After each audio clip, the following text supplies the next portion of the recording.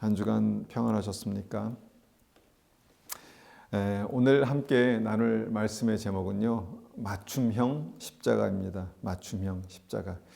계속해서 십자가에 대해서 말씀을 전하는데 저에게도 좀 부담이 있습니다. 이거 좀 다른 말씀을 전하면 좋겠다 이런 마음이 들었는데 기도할 때마다 주님께서 이 십자가의 말씀이 다시 한번 저희 마음 가운데 울림이 있고 울림이 되고 또 이 말씀이 우리의 삶에 지금 이 시대, 지금 우리가 지나가는 이 시간에 우리에게 필요한가 보다라는 그런 믿음을 갖게 됩니다. 우리가 늘 고백하지만 예수님 한 분, 예수님께서 우리의 길과 진리, 생명 되십니다. 우리가 예수님의 인도하심을 따라 진리와 생명으로 가는 것이 우리의 삶의 목적입니다. 그래서 예수님을 따라가는 것, 그것에 우리가 다시 한번 초점을 맞춰보면요, 주님을 따라가야 천국에 들어가는 것입니다.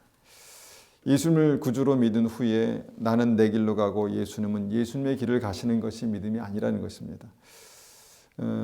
만약에 우리가 다른 길로 간다면, 예수님과 상관없는 길로 간다면 그것은 믿음이 아니죠. 여러분, 제가 할 길로 가는 것 무엇입니까? 예수님과 반대편, 예수님과 상관없는 다른 쪽으로 가는 것입니다. 이것을 절대 우리는 믿음이라고 볼 수 없습니다. 그런데 우리가 주님을 따라가게 되면요, 날마다 주님을 따라 생명길로 가게 되면 반드시 그 삶에는요, 주님께서 맺게 하시는 열매로 확증이 됩니다. 생명의 열매, 구원의 열매, 성령의 열매로 확증된다는 것입니다. 그래서 우리가 다시 한번 생각해 보는 것은, 그렇게 길과 진리와 생명 되신 예수님을 따라가기 위해서는 반드시 무엇입니까? 함께 지고 가야 할 십자가가 있다는 것입니다. 이것을 주님은 우리에게 자기 십자가라고 이렇게 말씀하십니다. 자기 십자가. 무엇입니까? 우리가 좀 다른 각도로 좀 이것을 보기 원합니다. 자기 십자가.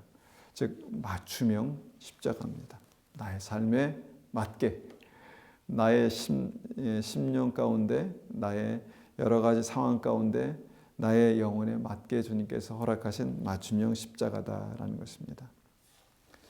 여러분, 자기 몸에 맞는 옷을 입어야 합니다. 그리고 내 몸에 맞는 음식을 먹어야 합니다. 그리고 마찬가지로 우리 영혼에, 우리의 삶에 각자 맞는 십자가가 있다라는 것입니다. 이것을 우리가 맞춤형 십자가, 자기 십자가다 이렇게 말할 수 있다는 것입니다. 마태복음 16장 24절 말씀 한번 보겠습니다. 마태복음 16장 24절입니다. 마태복음 16장 24절 받들어 읽겠습니다. 이에 예수께서 제자들에게 이르시되 누구든지 나를 따라오려거든 자기를 부인하고 자기 십자가를 지고 나를 따를 것이니라. 여러분, 이 말씀을 잘 알고 계시죠? 누구든지 나를 따라오려거든 자기를 부인하고 자기 십자가를 지고 나를 따를 것이니라 라고 주님께서 제자들에게 말씀하셨습니다. 자기 십자가를 지고서만 예수님을 따라갈 수 있다라는 것입니다. 여기서 우리가 이제 자기를 부인하고 자기 십자가를 진다, 이 자기를 부인한다라는 그 의미가 무엇입니까? 어떻게 보면은 이제 이것은 나와의 완전한 단절, 나를 단절시킨다라는 그런 의미입니다. 이것을 원어로 보면 아포, 아르네오마이라는 두 단어가 이렇게 합쳐진 것입니다. 아포라는 말은요, 완전이라는 말입니다. 아르네오마이라는 것은 단절하다라는 것입니다. 그러니까 자기를 단절하는 것이 이제 자기를 부인한다라는 그런 의미죠. 그러니까 자기의 욕구가 단절되고 자기의 야망과 본능이 단절되는 것. 다른 말로 이것이 무엇입니까? 죽는 것을 의미합니다. 죽는 것. 예수 그리스도와 함께 죽는 것. 십자가에 못 박혀 죽는 것. 여러분, 이 죽음이 어렵고 힘드니까 어떻게 됩니까? 사도 바울 같은 분도 날마다 죽는다 이렇게 말씀하신 것이죠. 그런데 이제 우리가 이 말씀을 혹자는 이렇게 말합니다. 제자들에게 이르시되라고 이렇게 이제 말씀을 시작하셨으니까 이 말씀은 헌신된 제자들에게만 주신 말씀이다라고 착각할 수 있습니다. 그래서 우리가 다른 말씀을 찾아보는 것이죠. 마가복음 8장 34절입니다. 마가복음 8장 34절. 마가복음 8장 34절입니다. 8장 34절 받들어 읽습니다. 무리와 제자들을 불러 이르시되 누구든지 나를 따라오려거든 자기를 부인하고 자기 십자가를 지고 나를 따를 것이니라. 자, 여기서 말씀 보니까 무리와 제자들에게 이르시되, 그러니까 제자들에게만 하신 말씀이 아니라 무리, 거기에 이 말씀을 듣는 모든 무리들에게 하셨다는 것입니다.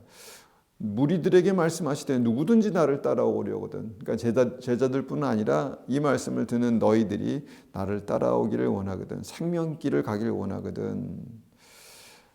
누구든지 나를 따라오려거든.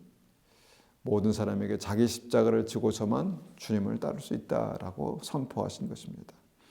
그러니까 날마다 내 자아가 죽는 나만의 십자가, 자기 십자가, 나에게 맞게 만들어주신 맞춤형 십자가가 있다라는 것을 우리가 생각해 봅니다. 누가복음 9장 23절에는 이 같은 말씀을 또 이렇게 말씀하십니다. 이것은 제가 한번 받들어 읽어보겠습니다. 누가복음 9장 23절입니다. 또 무리에게 이르시되 아무든지 나를 따라오려거든 자기를 부인하고 날마다 제 십자가를 지고 나를 따를 것이니라. 여기서 어떤 단어 하나가 추가된 것이 보이십니까?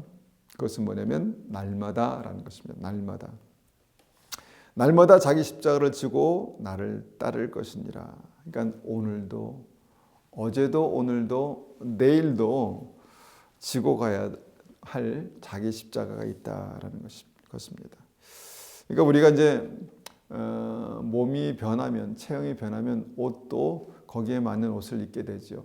나이에 따라서 그 옷에 맞는, 그 나이에 맞는 옷이 있습니다. 그렇죠? 그리고 또한 음식도 그렇죠. 나의 체질에 맞게, 나의 상황에 맞는 그런 음식이 있는 것이죠. 그러니까 날마다 자기 십자가, 날마다 주님께서 우리의 삶에 맞춰 주신 그 맞춤형 십자가를 지고 주님을 따를 것이다. 이렇게 말씀하신 진리를 우리가 듣게 됩니다. 여러분, 그렇다면 맞춤형 십자가, 그것이 무엇일까요? 이 성경에서 말씀하시는 맞춤형 십자가의 유형들이 있습니다. 그것을 몇 가지만 한번 보면요. 첫 번째, 사람의 십자가입니다. 우리가 말씀에 관련해서, 이 말씀과 관련해서 이제 그 십자가에 대해서 말씀을 들었는데, 그러니까 사람이 십자가라는 것입니다. 하나님은 다윗을 택하시고 왕으로 기름 부으셨습니다. 얼마나 큰 은혜입니까? 그런데 그 은혜가 역사하는 순서가 있었습니다. 그것이 무엇입니까? 먼저 다윗이 사람의 십자가에 못 박히는 일이 있었습니다. 그 십자가가 누구입니까? 바로 다윗을 처음 인정해주고 그를 발탁하고 불러준 사울 왕이었습니다. 다윗은 그의 인정을 받아서 총애를 받는 장군이 되었고요. 그런 은혜를 정말 다윗이 누리면서 뭔가 하나님께서 인도하시는 길로 나아가게 됐습니다. 그런데 그 은혜를 베푼 사울 왕이 바로 다윗의 십자가였다라는 것입니다. 이것이 사람의 십자가입니다. 사울은요, 말도 안 되는 이유로 다윗을 미워하고 죽이려고 했습니다. 오해하고 곡해하고. 사실 다윗을 죽이려 했던 것은요, 사울의 죄를 통해 역사했던 마귀인 것을 우리가 알고 있습니다. 하나님은 그렇게 죄인 사울과 사울을 통해 역사하는 마귀를 통해서 다윗에게 큰 아픔, 큰 고통을 주었습니다. 실제 다윗에게 창을 던졌습니다. 여러분, 사랑하는 자기를 불러준 사람이 자기를 죽이려고 한다는 것을 한번 생각해 보십시오. 창을 던졌습니다. 다윗을 죽이려고 군대까지 일으켰습니다. 다윗이 뭐라고요? 다윗이 뭐라고 군대를 일으킵니까? 하나님께서 나를 부르신 게 맞나? 나를 기름 부으신 이후에 왜 나에게 이런 일이 일어나는가? 이런 생각을 했을 것 같습니다. 그를 왕을 대적하는 나라의 배신자로 궁지에 몰아넣은 것입니다. 그런데 다윗이 그 모든 상황들을 무엇입니까? 믿음으로 뚫고 갑니다. 하나님을 경외하는 믿음으로 그 모든 다윗의 사람의 그 사울의 십자가, 사울의 그 사람의 십자가를 뚫고 지나갑니다. 그러니까 다윗이 사람의 십자가를 그렇게 통과한 것입니다. 그리고 왕이 된 것입니다. 그리고 사명을 감당하게 된 것이죠. 우리의 삶 속에 이유 없이 말도 안 되는 여러 가지 상황 속에서 나를 아프게 하는 사람들이 있습니다. 이 사람들이 도대체 무엇인가? 원수 같기도 하고 정말 회방자 같기도 하고 하나님 살아계신다면 왜 이런 일을 나에게 허락하시는가? 이런 생각이 드는데요. 여러분, 그 사람이 십자가라고 생각하면 다르게 보이는 것입니다. 그 사람이 하나님께서 사용하시는 십자가입니다. 사람의 십자가인 것이죠. 두 번째는요, 환경의 십자가입니다. 하나님께서 택하시고 이집트에서 구원하신 이스라엘 백성들을 기억하시죠? 그들이 하나님의 인도하심을 받아 첫 번째 도착한 것이 절망의 바다 홍해였습니다. 하나님께서 인도하셨는데 절망의 바다에 도착했습니다. 상황이 꽉 막혀 있었다는 것입니다. 하나님 혹시 실수하신 것 아닌가? 아닙니다. 이것이 하나님께서 인도하시는 하나님의 생명의 길이 맞습니다. 그런데 그 생명의 길에서 뭡니까? 절망적인 상황을 만났다는 것입니다. 이것이 상황의 십자가입니다. 그 다음에요, 그것을 건너니까 광야가 나타났습니다. 광야. 먹을 것도 부족했고 없었고 물도 없었습니다. 그러니까 기본적인 삶 자체가 안 되는 기본적인 것들이 부족한 그런 광야였습니다. 여러분, 하나님께서 가난하십니까? 하나님께서 뭔가 부족하십니까? 그런데 정말 모든 것을 풍성하신 그 하나님의 은혜가 이 광야에서는요, 조금도 그렇게 풍성하게 나타나지 않습니다. 하나님께서 함께 하신 이스라엘 백성들에게 늘 부족함과 열악함이 있었다라는 것입니다. 이것 때문에요, 이스라엘 백성들은 늘 하나님께 불평하고 원망했습니다. 힘드니까요. 어쩔 수 없죠. 그런데 이게 바로 자아고요. 이 상황이 바로 십자가라는 것입니다. 그때 믿음이 무엇입니까? 하나님 앞에 믿음으로 반응하는 것이 무엇입니까? 나를 인도하신 하나님이 어떤 분이신가? 나에게 은혜를 베푸신 주님이 어떤 분이신가를 다시 생각하고 그 관계가 다시 세워지는 곳, 그것이 바로 상황의 십자가 광야였다라는 것입니다. 우리는 말씀을 통해서 고백합니다. 여호와는 나의 목자시니 내게 부족함이 없으리로다. 이 말씀이 진리 아닙니까? 그렇죠? 그런데 현실은 어떻습니까? 부족합니다. 늘 부족합니다. 특히 광야 같은 삶 속에서 이 상황의 십자가를 지나갈 때는요, 정말 먹을 것도 마실 것도 늘 부족합니다. 이게 바로 가나안에 들어가기 직전에, 가나안에 들어가기 전에 이스라엘 백성들이 지나야 했던 광야, 바로 환경의 십자가였습니다. 한국에 나가서 제가 캐나다에서 왔습니다 이렇게 말하면 많은 사람들이 부럽다고 말합니다. 부러워합니다. 그런데 캐나다에 실제 살고 있는 분들은요, 이렇게 고백합니다. 캐나다는요, 살기 좋은 지옥입니다. 이렇게 말합니다. 이해가 안 되시죠? 한국에 계신 분들은 잘 이해가 안 되실 것입니다. 그만큼 살기가 힘들다는 것입니다. 말도 안 되죠. 문화도 다르죠. 또 직업도 많이 없죠. 그만큼 눈에는 살기 좋은 것 같지만 그곳이 바로 지옥 같은 광야다. 이게 바로 광야의 십자가, 환경의 십자가다라는 것입니다. 그래서 하나님께서는요, 이 환경을 그렇게 십자가로 사용하십니다. 그런데 맞춤형 십자가가 무엇입니까? 이제 이게 아주 골고루 섞여서 우리에게 온다는 것입니다. 환경과 사람을 통해서 십자가로 그렇게 역사하시는 것을 또한 보게 됩니다. 그러니까 환경을 통해서, 사람을 통해서 또 나에게 맞는 그 십자가가 있다라는 것입니다. 욥이 그랬죠. 욥이 하나님께서 허락하신 고난, 재난, 사고가 있었습니다. 실수가 아니라 하나님께서 허락하신 것입니다. 그런데 그 사고, 그것이 바로 십자가였다라는 것입니다. 믿음으로 받아들였습니다. 우리가 보기에는 하나님께서 뭔가 실수하신 것처럼 보이지만 그 고난 가운데도 욥은 하나님을 놓지 않았습니다. 그런데 그 욥에게도 도저히 이해할 수 없는 하나님의 역사, 그것들이 있었다는 것입니다. 그렇게 몹시 아파하고 힘들어할 때 욥의 친구들이 찾아옵니다. 친구들이 위로한답시고 욥을 찾아와서 하는 말들이요, 굉장히 날카롭고 아주 막 아프게 정죄하는 말이었습니다. 그러니까 아픈 상처에 막 소금을 들여붓는 어떤 그런 상황이었습니다.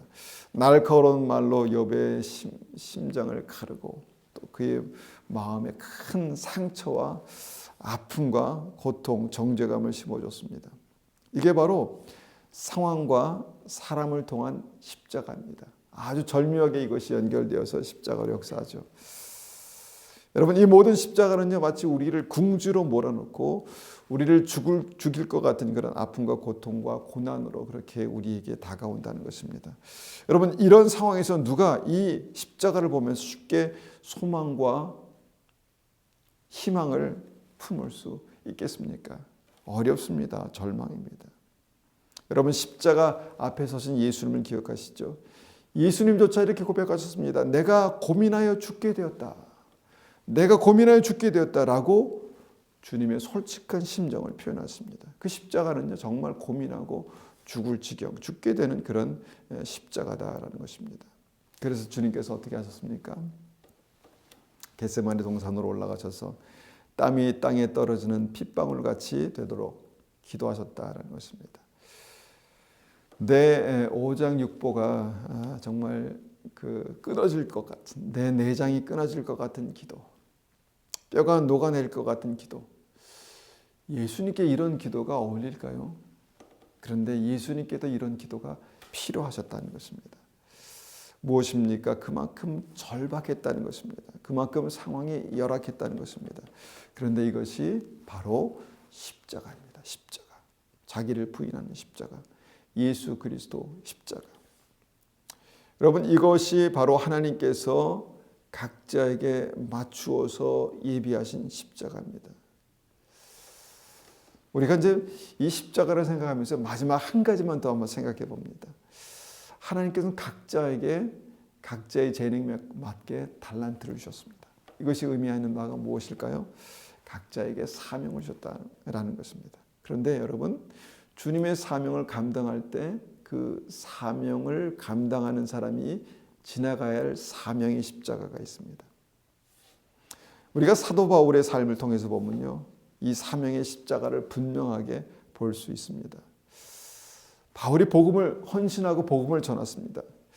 그러니까 사도로 헌신하고 복음을 전합니다. 자기의 삶을 다 내려놓고 모든 좋은 것을 배설물같이 여기며 오직 그리스도의 복음, 예수 그리스도만을 그분의 삶 가운데 중심에 두시고 생명의 길을 걸어갔습니다. 그런데 사도 바울에게 어떤 일들이 일어납니까? 좋은 일, 행복한 일만 일어납니까? 그렇지 않습니다. 바울에게 심한 고난이 있었습니다. 바울의 심한 고난이 무엇입니까? 심각한 문제가 바울에게 아직 남아 있어서입니까? 그가 불순종하고 하나님을 거역했기 때문에 그렇습니까? 아니죠. 순종해서 성실하게 사명을 감당하는 그 와중에도, 복음을 전하며 능력이 나타나고 많은 사람들이 주께 돌아오는 그 와중에도 어떻습니까? 사도 바울이 붙들려서 매를 맞고 감옥에 갇히고, 나중에는요, 사도 바울을 죽이겠다고 40여 명의 암살단이 조직됐습니다. 사도 바울이 뭐라고 40명의 암살단까지 조직되는 그런 일들이 사도 바울에게 생겼을까요? 실제로 사도 바울은 2번씩이나 사람들이 던지는 돌에 맞아 죽기 직전까지 갔습니다. 여러분, 이 모든 상황이 왜 일어나야 합니까? 하나님이 힘이 없으신가요? 하나님 그때 주무시고 계신 것인가요? 아니죠. 그것이 바로 수많은 영혼을 살리는 십자가였기 때문입니다. 여러분, 십자가는요, 죽는 것으로 끝나지 않습니다. 십자가는 예수 그리스도와 죽을 때 영혼이 살아나는 것이 십자가입니다. 예수께서 사시는 것이 십자가입니다. 바로 바울의 자기 십자가, 바울의 맞춤형 십자가는요, 영혼을 살리는 사명을 감당하기 위해 지고 갔던 십자가였습니다. 이것이 바울의 맞춤형 십자가였습니다. 바울은 이 십자가에서 날마다 죽기를 원했고요. 그 십자가의 고난 가운데서 예수 그리스도의 남은 고난을 그의 육체에 채운다라고 그렇게 고백했습니다. 그렇다면 여러분, 나의 십자가는 무엇입니까? 우리가 우리의 삶에 나타나는 모든 이유를 뭔가 좀 reasonable이라고 그렇게 영어로 표현하는데, 뭔가 이해가 될 만한 그런 고난들이, 여러분 그런 고난들만 지나간다고 생각하십니까? 상황이 이해가 되지 않습니다. 나를 잘 아시는 완전하신 하나님께서 나에게 왜 이런 상황을 허락하시는가? 그것은 오직 나에게 맞는 맞춤형 십자가가 있다라는 것입니다. 그것이 바로 자기 십자가입니다. 하나님께서 저를 목사로 부르셨습니다. 헌신했습니다. 하나님 전능하십니다. 아버지가 되십니다. 그러면 헌신한 종에게 완전한 은혜가 보장되어야 되는 것 아니겠습니까? 하나님께서 나의 모든 것을 공급하시고 풍족하게 채우셔야 되는 것 아니겠습니까? 라는 생각이 들기도 합니다. 그런데 현실은 그렇지 않았습니다. 늘 부족함이 있었습니다. 늘 사람의 십자가가 있었습니다. 여러분, 제 머리가 이렇게 희게 변한 것 보이시죠? 이게 그 증거입니다. 그런데 저희 십자가를 지고 가는 그 부르심의 길에 하나님께서 주시는 은혜가 있었습니다. 생명이 살아나는 은혜, 주님께서 나와 함께 계시다는 그 증거의 은혜, 하나님께서 나에게 위로하시는 그 은혜가 있었습니다. 그리고 그 십자가와 그 십자가를 전할 때 부어주시는 은혜를 보면서 이것이 바로 영생에 들어가는 십자가구나, 생명의 길이구나, 주님을 따르는 유일한 방법이구나, 이것을 발견할 수 있었습니다. 여러분, 날마다 나에게 허락하신 맞춤형 십자가가 있습니다. 나를 생명으로 인도하시고, 나를 가장 잘 아신 주님께서 나의 삶을 주님께로 인도하시는 그 맞춤형 십자가, 그 십자가에서 주님께서는 우리를 다시 새롭게 하시고 새 힘을 주시고 소망을 주십니다. 그리고 그곳에서 영생을 발견하게 하실 것입니다. 그 은혜가 우리 삶 가운데 있기를 간절히 축원합니다. 함께 기도하시겠습니다. 아버지 하나님, 그렇습니다. 우리의 삶 가운데 하나님께서 허락하신 십자가가 있습니다. 그것을 주님은 자기 십자가, 각자의 십자가라고 말씀하셨습니다. 하나님, 사람이 십자가였습니다. 또한 우리의 삶의 열악한 환경들, 어려운 환경들이 십자가였습니다. 그런데 그 십자가를 믿음으로 지나니까 하나님께서 우리의 삶에 믿음, 생명을 허락하셨습니다. 그리고 믿음, 생명을 허락하신 이후에 우리에게 사명을 주셔서 우리가 사명을 살아가는 그 와중에도 우리가 그 십자가를 지나게 됩니다. 바울이 왜 매를 맞아야 합니까? 바울이 왜 감옥에 갇혀야 합니까? 왜 많은 사람들이 바울을 죽이려고 달려듭니까? 아버지 하나님, 이 모든 것을 우리는 사람의 이성으로는 이해할 수 없지만 주님께서 주신 이 말씀으로 다시 한번 이 우리의 삶을 비춰보기를 원합니다. 주님, 그렇습니다. 우리에게 믿음의 사명이 있고 그 정말 사명 가운데 생명의 살아난 은혜가 있으려면 반드시 그 십자가를 지나는, 하나님 날마다 자기 십자가를 지고 주님을 따르는 그 은혜가 필요한 것을 다시 한번 봅니다. 주님, 그 은혜가 우리의 삶 가운데 있게 하여 주시옵소서. 하나님, 우리를 붙들어 주시옵소서. 우리가 믿음으로 자기 십자가를 지고 주님을 따라가는 온전한 은혜가 우리의 삶 가운데 있게 도와 주시옵소서. 지금은 우리 주 예수 그리스도의 은혜와 하나님 아버지의 극진하신 사랑하심과 성령님의 충만하심과 인도하심이 오늘도 자기의 십자가, 맞춤형 십자가를 지고 주님을 따르기 원하는 우리 성도님들 머리 위에, 가정 위에, 교회 위에 지금부터 영원토록 함께 하시기를 축원하옵나이다. 아멘.